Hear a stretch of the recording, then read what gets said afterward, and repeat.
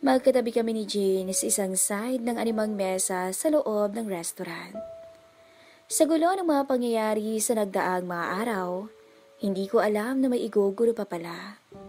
Hindi ako interesado sa kung anong katotohanan o kasinungalingan na sasabihin niya tungkol sa ex niyang si Denver. Pero, interesado akong malaman kung anong meron sa buhol. Anong ibig mong sabihin? Tanong ko. Yun lang ang nasabi ko.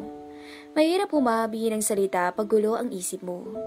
Mahirap pagtagpi-tagpiin ang lahat ng tumatakbo sa isip ko.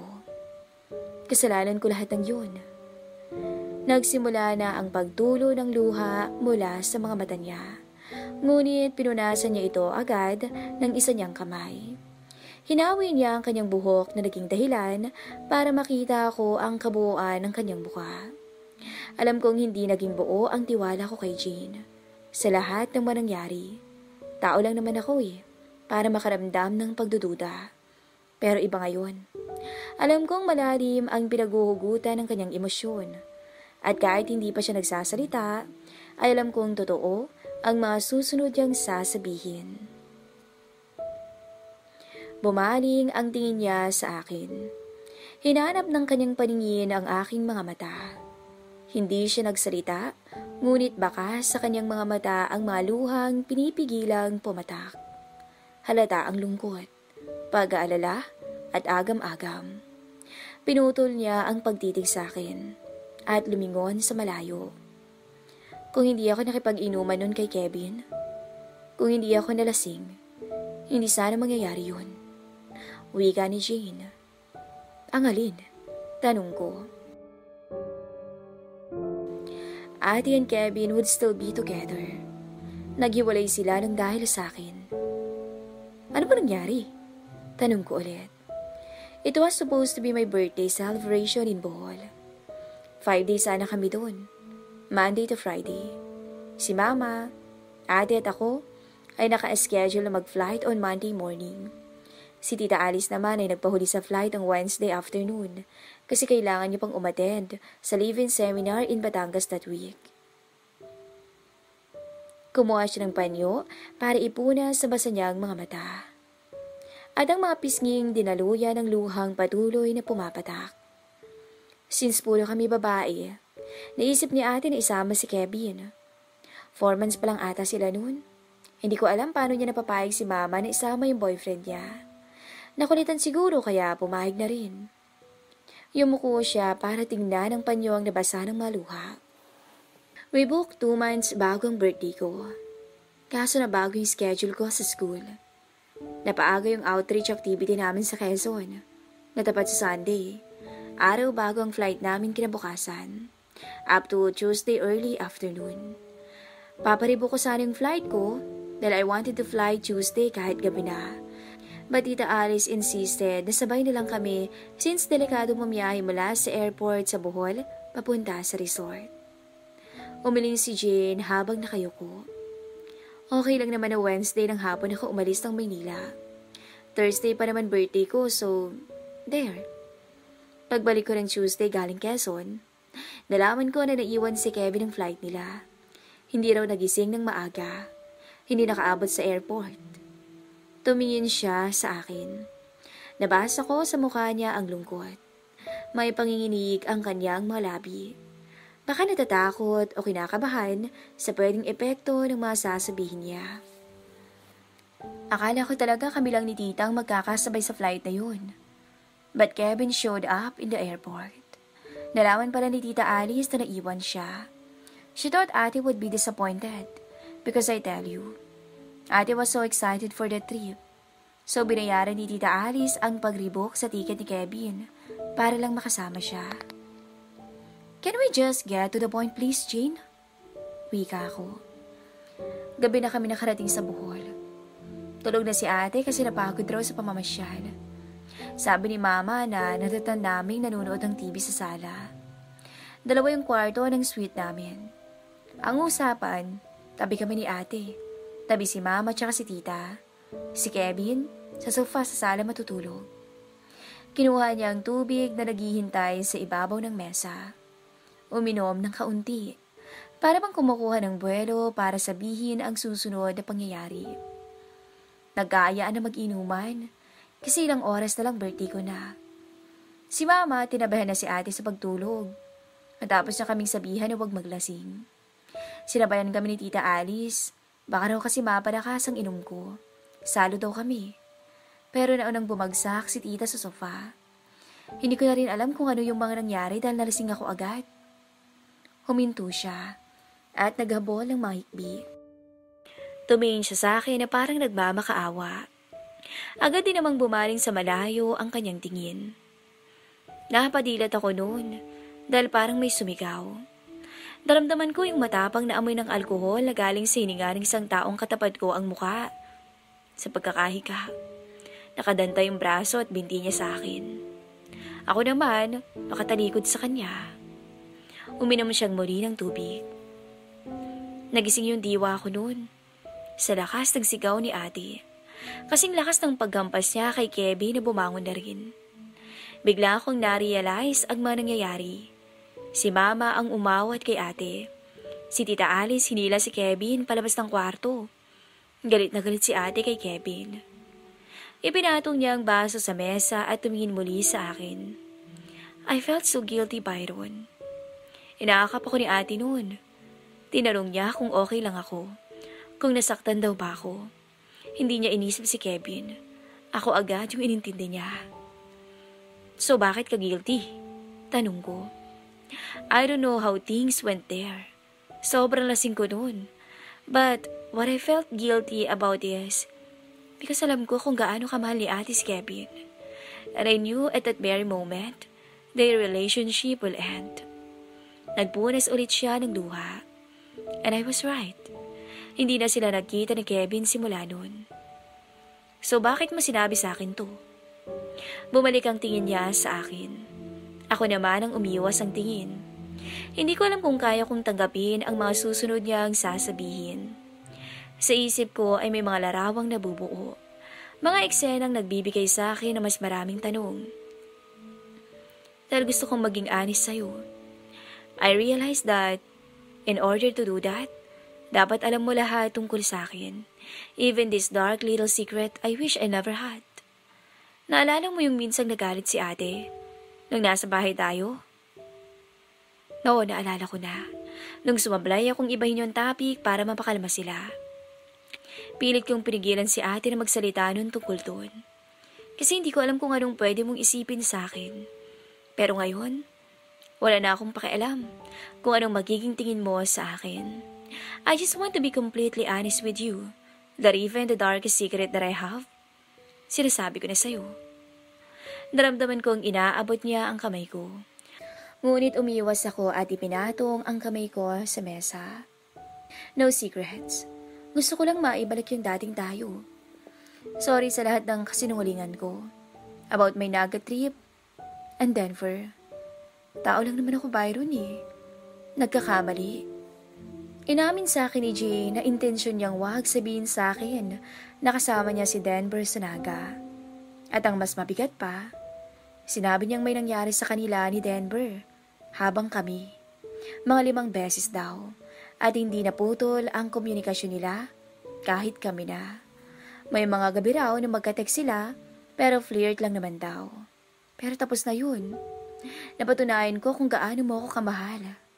Wika niya. Hindi yun yung tanong dito. At napatunayan ko na mahal kita. At hindi ko kaya na mawala ka sa akin, Byron. So please, here I am. Weak, vulnerable, exposed. And I am in desperate need of your love and forgiveness. Bumilis ang pagtulo ng luha mula sa mga mata niya. Na kahit punasan niya gamit ang kanyang mga kamay, ay halata pa rin. Mahina at garalgal ang boses niya. Halatang pinipigilan ng isang malakas na hagulgol. Ibinalik ko sa malayo ang tingin ko. At naramdaman kong inihilig niya ang ulo niya sa balikat ko. I just want us back, Byron. I'm so sorry. Kung gusto mo, hindi na ako tutuloy sa Singapore. Mabilis niyang hinawakan ng 2 kamay ang braso ko. Hinila niya to ng bahagya, para tingnan ko siya sa mata. I love you. Please, give me another chance. Wala na sa isip ko yung pagtatrabaho niya sa Singapore. Yung pagtataksil na ginawa niya sa akin para kay Denver. Hindi ko na nga halos kinagulat. Matagal na akong may kutob tungkol doon. Tsaka marami namang nagkakwento sa akin sa school na madalas silang makitang magkasama sa library pag may klase ako at vacant ni Jane. Baka nga kaya ayaw niyang mabuntis agad dahil siguradong pag nangyari yun, hindi lang career niya ang nakasalalay, pati yung kanila ni Denver. Isa lang ang laman ng isip ko, yung nangyari sa Bohol. Posible kayang ginagawa lang ang lahat ni Maxine para makaganti kay Jane? May chance kaya na ang lahat ng emotion at feelings na pinakita sa akin ni Ate Maxine ay hindi tunay. So that, para mahulog ako sa bitag niya. Posible kayang hindi lang si Jane ang nanloloko sa akin.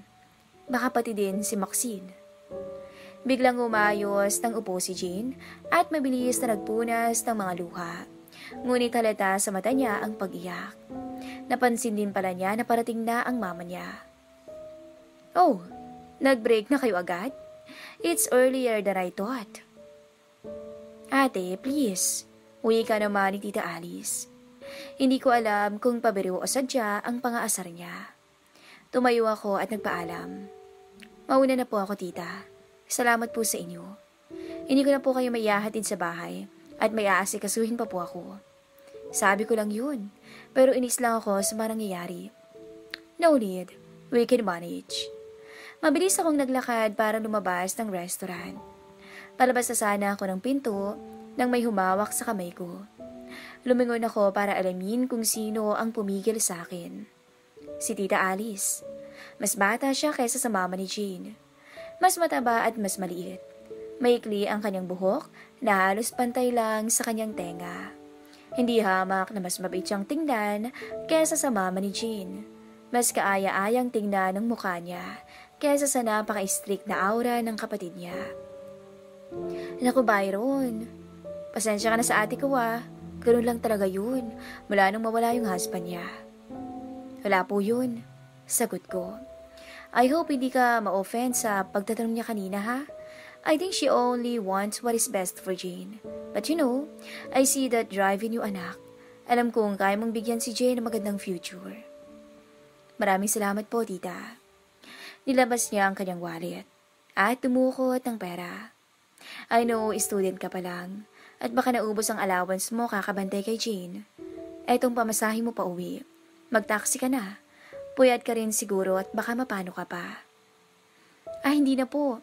Ayos lang po at may pera pa po ako. Salamat po, tita. Sige na. Salamat sa pagbabantay mo sa pamangkin ko. Thank you. And regards sa parents mo. Life is tough, but just hang in there. Ngumiti siya sa akin at tinapik ako sa balikat. Napilitan akong kunin ang inabot niya.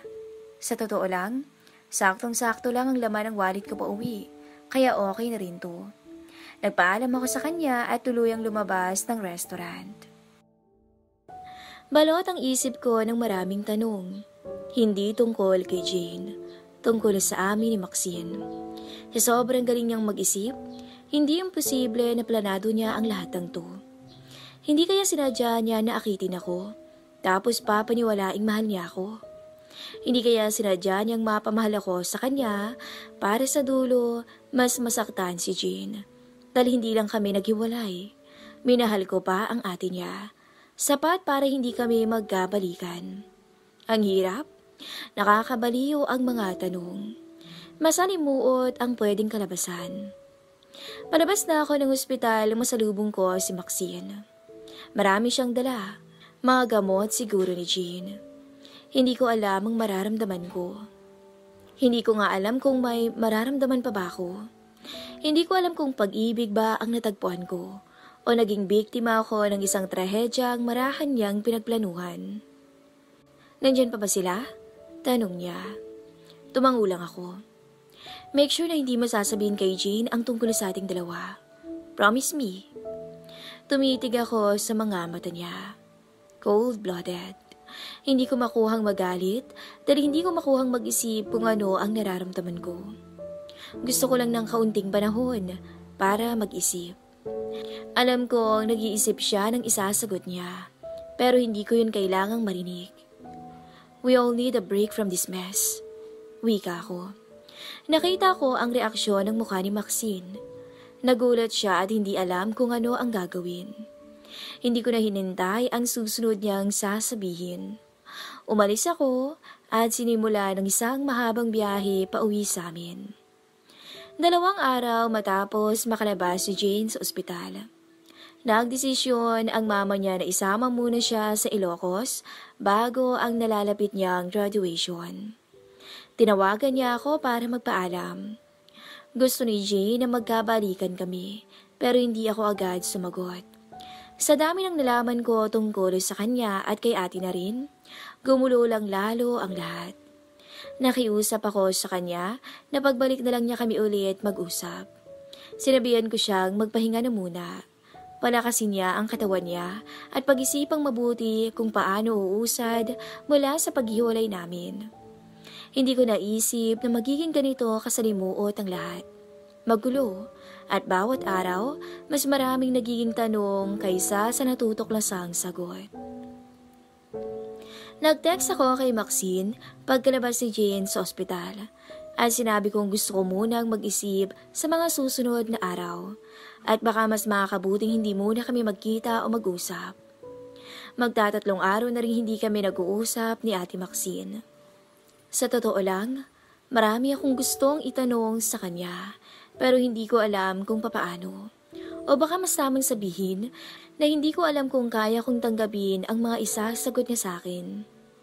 Minsan kasi mas mabuti pang hindi mo na lang alam, kaysa malaman mo ang mga bagay na makakasakit sa'yo. Pero sa sitwasyon namin, hindi pwedeng hindi ko malaman. Ang tanong lang, kailan ako magiging handang harapin ang katotohanan? Nasa bahay lang ako at kakatapos maghapunan. Nagpapahinga. Nag-iisip kung ano ang dapat kong gawin nang tumunog ang cellphone ko. Si Maxine, tumatawag. Sinagot ko, dahil alam kong hindi naman siya tatawag kung hindi importante, lalo't ngayong gabi na. I am sorry I called. Wika niya. Kilala mo si Rani? Yung bantay dito sa apartment? Kakwentuhan ko kasi kanina. Oh, bakit? Tanong ko. Nakakwentuhan ko kasi kanina, yung anak niyang panganay, first year ECE pala yun. Hindi daw ayos yung final grade, kaya pinag-special project ng prof niya. Hindi ako sumagot kahit pa huminto sandali sa pagsasalita si ate, na para bang naghihintay ng isasagot ko. Napilitan tuloy siyang magsalita. Pinagawa ng power supply ba yun? Bigla daw pumutok o nasunog habang ginagawa nila kaninang hapon. Wala na silang mabila ng pyesa, kaya tong si Rani umiiyak kanina. Matatanggal daw kasi sa scholarship yung anak niya pag bumagsak. Kailangan daw maipasa sa prof bukas ng tanghali. Anong gusto mong gawin ko? Tanong ko. Baka naman matulungan mo. Sige, sabihin mo kay Rani huwag mag-alala. Darating ako bukas ng umaga. Salamat.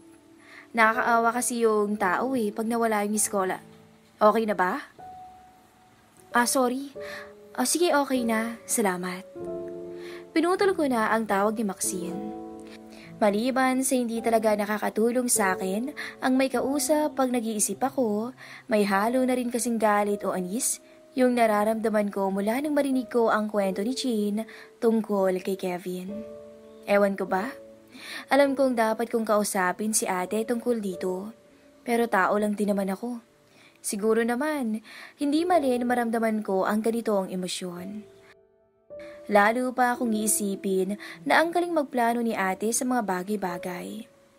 Ilang beses bang unang lagi siyang nakakaisip ng paraan dati para makasalisi kami kay Jean? O yung mga tricks niya para hindi kami mahuli o mapaghinalaan?